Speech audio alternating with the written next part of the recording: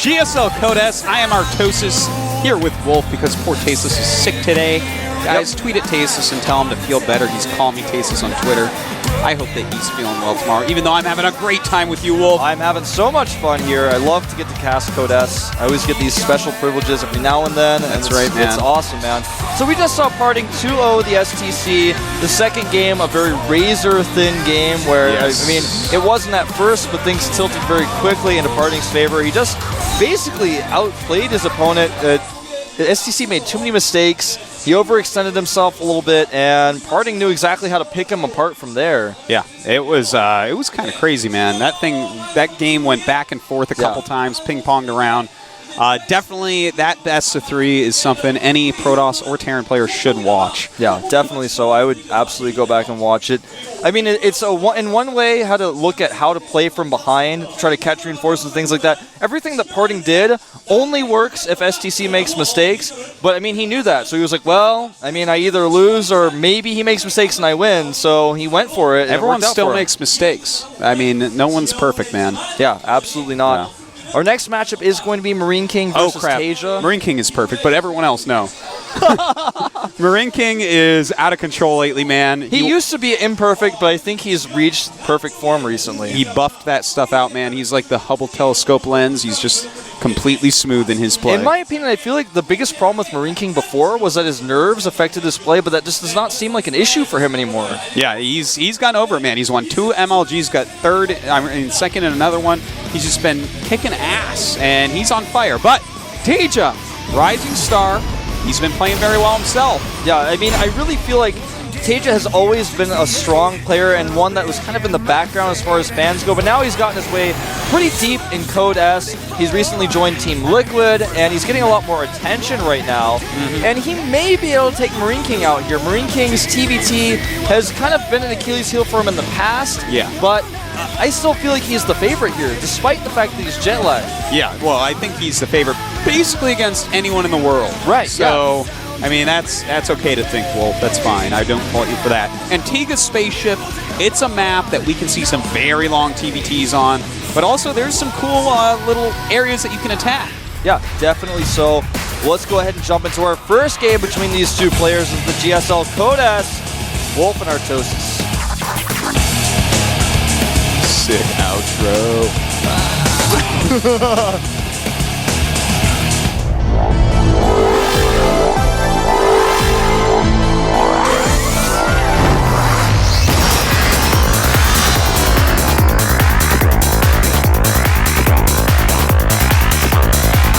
love this map design. There's so much going on.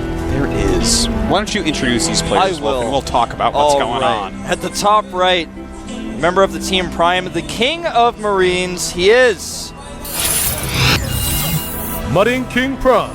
Considered by many right now to be the best player in the world. Very refined player, looking strong in all matchups right now.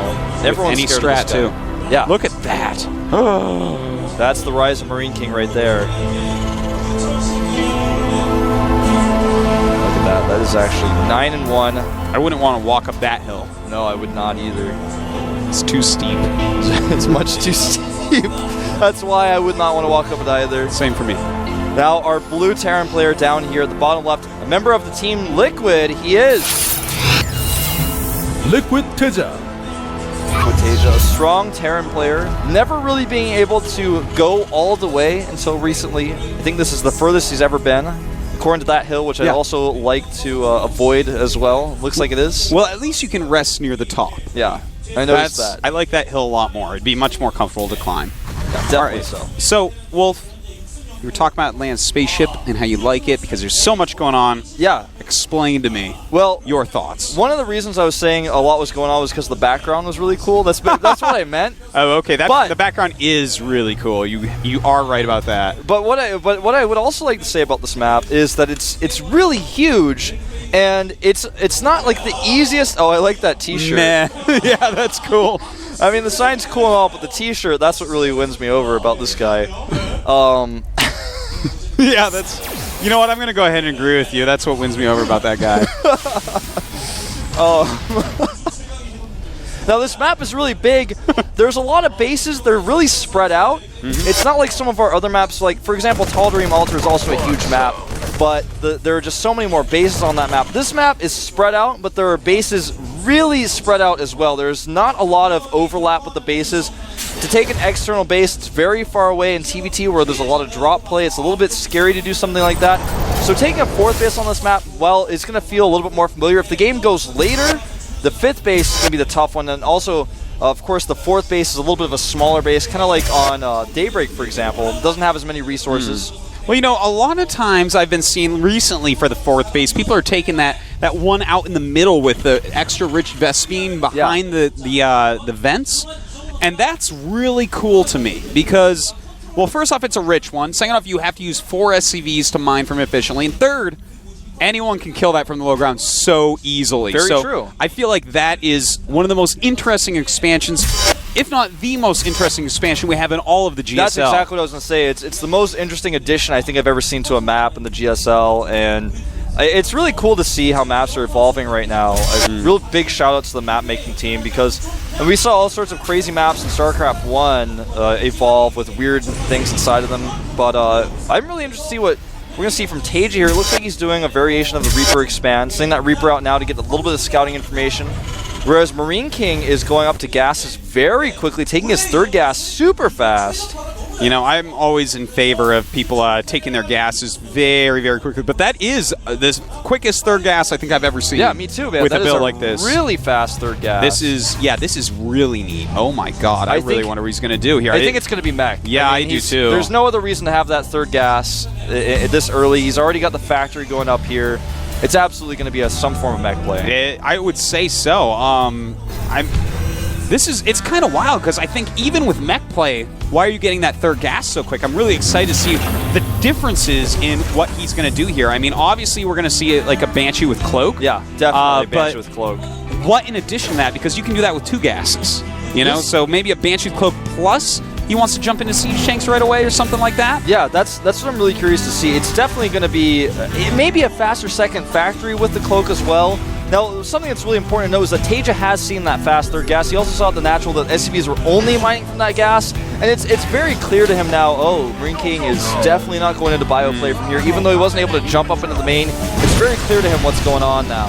Well, you know, something very neat about what TaeJa just did, scouting that 3rd gas, as you mentioned, scanning the main as well, seeing the starport as well as 2 gases, is that, oh, wow, double armory. That is why he's going for such quick gas. So, okay, that's really cool, but I want to go ahead and say, if I scan and see that, I think as TaeJa, I might go ahead and blindly make 2 missile turrets.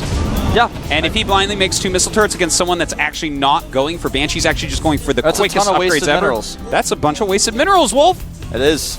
And you see the upgrades starting to spin here a little bit for TaeJa. Getting his stim upgrade, it's very crucial, not only against Banshees, but to fight against a mech type of army, which we do see the 2nd factory going down now for MarineKing.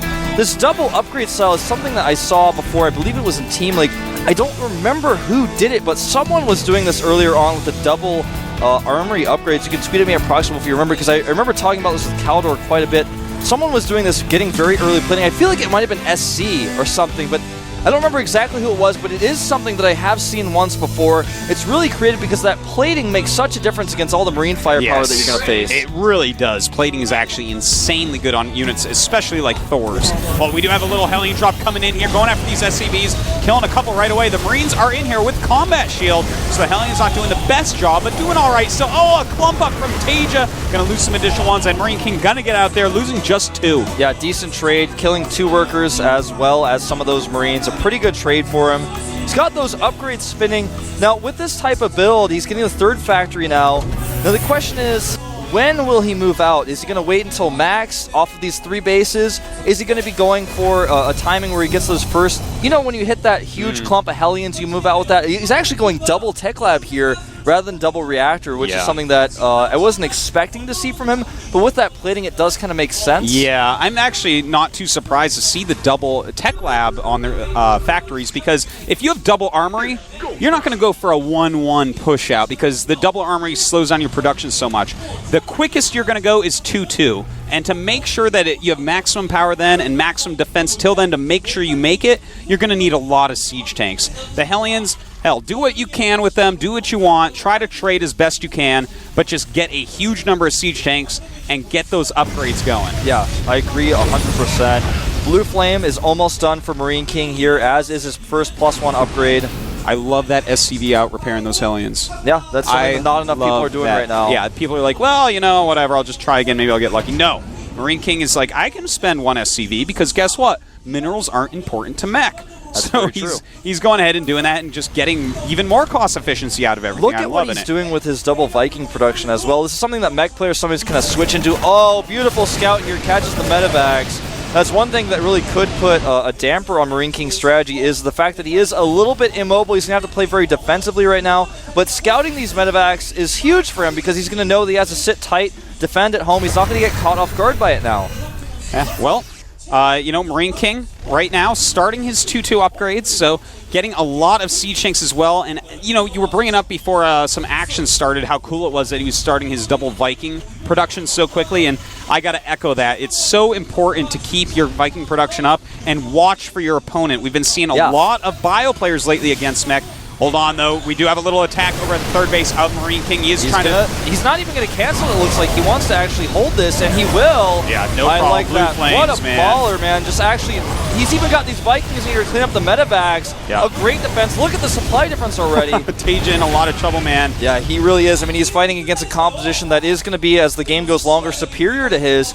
And as you were leading into, you're very right. If you get those Vikings up earlier, your opponent who's going for a more bio-oriented play will not be able to get away with that switch on you. You won't be able to get away with that Viking Banshee switch. And, you know, that is something we've seen a lot of lately. A lot of bio players against mech have been just hiding a couple starports, or maybe even 3, getting a couple Banshees, making a bunch. Move. It is. And if they see it coming, they make like 2 Thors, and your game is over. Hold on, we do have a Blue Flame Hellion drop coming. This could be really devastating. He doesn't really have a lot to defend here. So far, 7 SCVs are down. Yep, it looks like he's getting a few more here. A lot of them in the red. Only 9 total have been killed. 2 were from earlier, so that drop not super effective, but whenever you can trade minerals for minerals with mech, you're going to be happy. Now notice he is doing this 2-2 timing move out. He has a really good clump of siege tanks right now. He has a good amount of Vikings to prevent any medevacs from doing anything, but it looks like this is just a little poke, a little prod. MarineKing's going to retreat and make some more units before moving out again. He knows he's too vulnerable right now with the amount of bio his opponent has out. If he moves all the way down to try to pressure at the third base, for example, he could get caught off guard by like a 5 medevac drop or something. Not something he wants to face right now because those bio units are really strong and he cannot afford to lose his production. Yeah, he has to just keep these units alive. He can actually sit here, max out, start his 3-3. He's got to get more factories up, and he needs to get turret rings up. Yeah, he has a sensor tower. That's great while his units are over there, but if TaeJa suddenly, like right this second as he's moving across, move 2 medevacs into that sensor tower, he can't stop it in time. Yeah. So that's something a little bit scary, but he's going for it, Wolf. The 2-2 is done. He is moving out, and he has a lot of units. He's got to be careful here, though. Doesn't want to lose all these Blue Flame Hellions. Yeah, he's losing quite a few of them. In fact, he may even lose some of his Vikings here. But now that his very powerful siege tanks have caught up here, remember, they're at 2-2. That is absolutely absurd. That's not something most players have to deal with in this matchup. In fact, hardly anyone ever researches the plating in this matchup. Yeah, it's so powerful, though. It's going to be very hard for anything to really do damage to him. But TaeJa has good upgrades as well. 2-1 on his Marines and Marauders. He does have +2 armor almost done, and in fact, +2 siege tank weapons almost done. And that's a good thing for him to be doing. The fact that he's going siege tanks to help counter this is very smart. MarineKing knows basically his Achilles heel in this game is that his opponent could drop him at any time, but he's putting so much pressure on here, it's going to be hard for TaeJa to afford to pull those. And back at home, he has a sensor tower up, so even if it does occur, he is going to see it a long ways off. And now that MarineKing's put this pressure on, he's going to feel comfortable moving back. He's got his 3-3 upgrades on the way. He's taking a 4th command center right now. 3-3 heavily upgraded mech, man. That is something that you rarely see, but it is something I like to see. Well, I mean, unless you catch MarineKing completely off guard with the composition TaeJa's going, he's going to roll through you. These units are just so far superior. But here we go. We actually have him coming up. Not even sieging, saying, no, I am fine right here. Sieging finally now and pushing TaeJa back a little bit. He is maxed out, and you know what I love, Wolf, is that he is actually taking that 4th base with the extra rich Vespene Geyser. Yeah, he needs that extra gas, and you can basically mine from 3 geysers from there. We talked about it a lot before. It's so important for this type of composition. I love how aggressive MarineKing is being here. He doesn't hesitate at all to move forward. Needs to be careful, though, with his Hellions. He's lost quite a few here. Trying to bait his opponent, almost seems, into those siege tanks. I love how earlier he wasn't even sieging up with his tanks because he knew that would be the only way TaeJa's army would escape with no losses. He just kept fighting because he knows TaeJa has to run away no matter what. He's just being so aggressive here. He is indeed, and by the way, TaeJa is adding another factory. Very smart move. He's trying to switch out here by the looks of things. Yeah, he's going to have to switch into mass siege tanks and probably go into Sky Terran. He can't really switch into full-on mech. It's just he's too far behind. Yeah, very much so. Look at the minerals for both these players starting to bank up here as they reach max, and the gas definitely the limiting factor for both of them. But now we're going to have a battle of composition versus composition because neither player really is. The upgrade difference is not enough to make it so that that's going to be a big deciding factor. It's really going to be about the composition and the positioning of these engagements. Absolutely. If somehow TaeJa can get like a flank on when MarineKing is not sieged, then he can crush the army. But if MarineKing continues this great zone, it's going to be very hard. Now look at this. Attacking into these 5 siege tanks. MarineKing putting those there to try to deter him.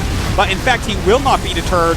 And is he going to turn around? Because MarineKing is going straight for his throat. Yeah, he definitely is. He's going to try to break through here. And it looks like MarineKing's actually going to get up into a fairly nice defensive position here with his siege tanks. Oh, look at this positioning of these siege tanks. He's got a siege, though. He's not sieging. Yeah, he's not sieged. That's there a late siege, and TaeJa is going to run and stim in here. Will he have enough to actually clean it up? I don't think so, man. Yeah, it looks like MarineKing's going to be able to clean this up. Basically, MarineKing turned the way he engages, he made himself have a defender's advantage at his opponent's base. Exactly. That's something you can do with mech that you cannot really do with Marine Marauder, and that was just beautiful, man. MarineKing set him up, and TaeJa took the bait. I'm a little bit surprised TaeJa turned around in this case. Once he knew his opponent had that many siege tanks in a defensive position, you have to go base trade. I wonder almost if MarineKing's late siege up was a bait tactic. I don't know. I mean, it's hard to say, but TaeJa is basically in an unwinnable position now.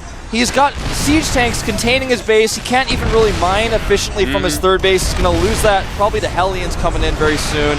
MarineKing has so many Vikings. He's got vision no matter what. He can even kill buildings that try to lift.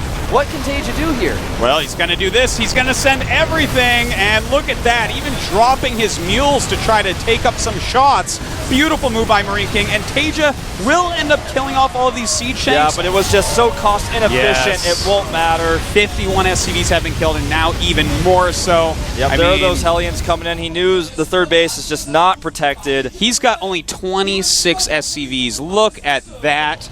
Absolutely crazy by MarineKing here, just destroying his opponent's economy. And with no economy other than really mules and a few SCVs, it's going to be very hard for TaeJa to actually max out again with a very mineral-heavy composition he's using. I don't think I've ever seen 6 siege tanks at a time in the production tab before, but I'm seeing it right now. It's wonderful to see, and isn't it's 3 siege tanks, by the way. That is just as frightening as you can get. Another base going to be falling down here, but TaeJa coming up with a very strong composition himself. A lot of siege tanks mixed in there with those Marauders. The sheer number of units for MarineKing is just too much. Hellions alone could destroy this force, and it looks like TaeJa's going to have to GG here.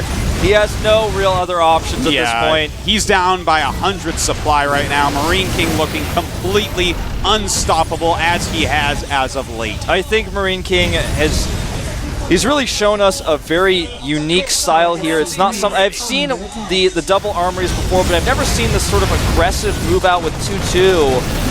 The way he did it, it was just so awesome. His composition was amazing. His production was just perfect. His unit composition, his movements around the map, and especially the placement of those 2 sensor towers allowed him to pull that off. Yeah, he was never afraid. He never hesitated, and I think that was the key here. It's a big problem in StarCraft II, I feel, for a lot of players, and MarineKing is not one of them. That's right. You have to be decisive if you want to be a champion, and that is what MarineKing has truly learned in these past months. Well, at this point, he has 1, 2, 3, 4, 5 bases, and he's flying command centers all over the place to take more than double his opponent's harvester count. Yeah, and he's got so many factories right now. He's actually got 11 facts, plenty of reactors on there. His production is out of control. Yeah, TaeJa's going to lose everything here. GG. I think he stayed in there a little bit longer just to feel things out, get himself mentally prepared for the next set. Probably, yeah. And all right, so MarineKing showing us once again that mech is vastly superior to Marine Marauder. Yeah, definitely so. Yeah.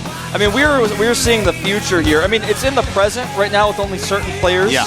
And in most players, when you ask them in interviews, even players like TaeJa, players like Colt, who do continue to do this very bio-heavy style, when you ask them, why don't you mech? They say, well, actually, I think mech is better. It's just so hard. I don't feel comfortable with it. Yeah, that's something I've been saying since the beta, basically. MarineKing, I'm so happy to see him switch up his style and be able to use something like that. You know, he used to be a player that wouldn't even get siege tanks. Be like, nah, Marine Marauder all the way. Even against Marine Siege Tank, which is like, ooh, that's rough. But he's showing that this guy can use absolutely any build. Yeah. He's actually like, he's not the new MVP. He's gone beyond what MVP was, because MVP had every build in his arsenal for the time.